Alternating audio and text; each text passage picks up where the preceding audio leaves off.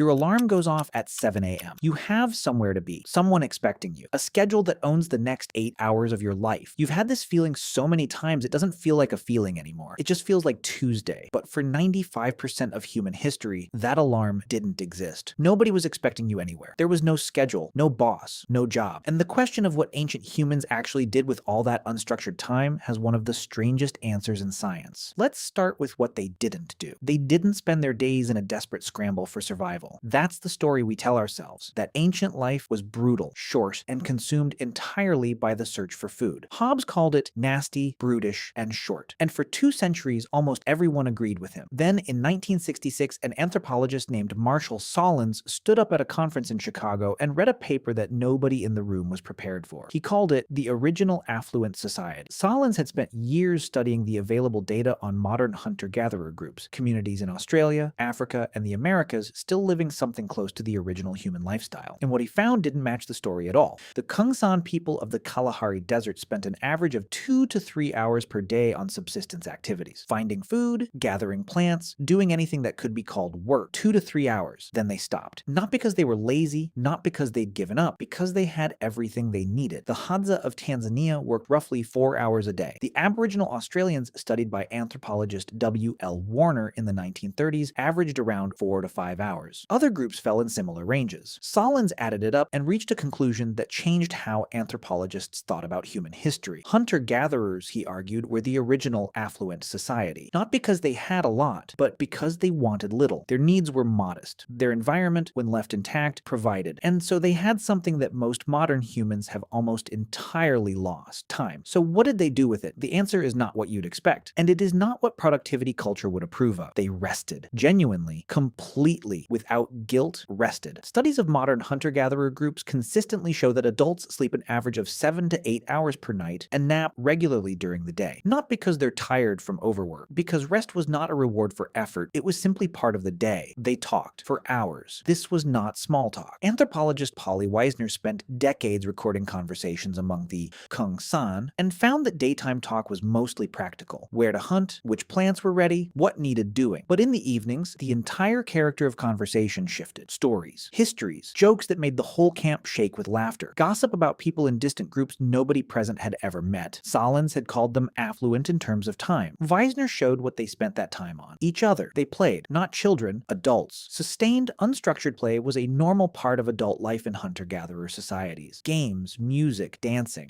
Not as entertainment in the modern sense, not as a scheduled break from work, but as a mode of existence, as simply what you did when the day's tasks were done, which was most of the day. And they made things. Tools, yes, but also art. The oldest known musical instruments are roughly 60,000 years old. Bone flutes found in caves in what is now Germany. The oldest cave paintings predate agriculture by tens of thousands of years. These were not practical objects. Nobody needed a painting of a horse to survive. These were people with time and something to say about being alive. But here is the part that changes everything. None of this was random. The unstructured time of ancient human life was not empty time. It was social time, relational time. Every hour that wasn't spent on subsistence was spent embedded in the group, in the web of obligations, stories, jokes, rivalries, and histories that held the community together. Anthropologists who study hunter-gatherer societies consistently note one thing above all others: the social fabric is extraordinarily dense. Everyone knows everyone. Everyone's history is public. Status is fluid and constantly renegotiated through daily interaction. There are no strangers in the group, and there are no isolated individuals. This matters because your brain was built for exactly this environment. The human brain spent 300,000 years calibrating itself for a world of small groups, constant social contact, and dense relational webs. The social structures that ancient humans spent their free time maintaining weren't leisure. They were the entire point. The group was survival. The relationships were the infrastructure. Every story told around a fire, every joke shared, every afternoon spent doing nothing in particular with the people you knew, all of it was maintenance on the most important system your ancestors had: each other. Then agriculture happened. About 12,000 years ago, humans began cultivating crops. And everything changed. Not overnight. Gradually, over generation. But the direction was unmistakable. More work, longer hours, more structured days, less time, less rest. Skeletal remains from the earliest agricultural communities tell the story clearly. Compared to hunter-gatherers, early farmers showed significantly higher rates of arthritis, dental disease, and repetitive stress injuries. They were shorter. Their bones showed the marks of harder, more sustained physical labor. labor. The shift to farming made food more reliable. It also made life measurably harder. By the time of the first cities, Mesopotamia, the Nile Delta, the Indus Valley, the day had been carved into something almost recognizable. Specialized labor, hierarchy, obligations that ran on someone else's schedule. The ancestor of your Tuesday had arrived, and it never left. Here is what's strange about all of this. You are carrying the brain of a person who never had a job. The neural architecture that wakes up with you every morning, the one that craves social contact, that gets restless without meaningful activity,